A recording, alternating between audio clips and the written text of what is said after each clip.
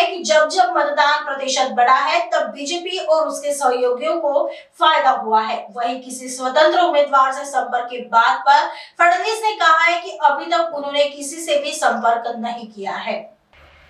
महाराष्ट्रामध्ये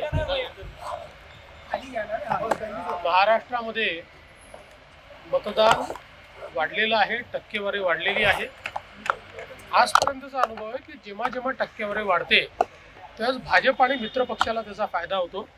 त्यामुळे आम्हाला अपेक्षा आहे की त्याचा निश्चितपणे फायदा आम्हाला मिळेल आणि महाराष्ट्रात आमचं सरकार तयार होईल अशी मला अपेक्षा आहे। प्राथमिक दृष्ट्या दिसते, कारण आम्ही पण आता बूथचे जे सर्टिफिकेट्स गोळा केलेले आहेत, तर मी जवळपास 25-30 मतदारसंघांमध्ये फोनवर बोललो, तर त्यांचे प्राथमिक फीडबॅक आहे की महिलांची टक्केवारी वाढली आहे। एक्झिट पोल पर प्रवक्ता बोलते, नेता बोलते नाही। शक्यता आहे की लाडकी बहीण योजनेमुळे महिलांची टक्केवारी वाढली असण्याची शक्यता नाकारता येते।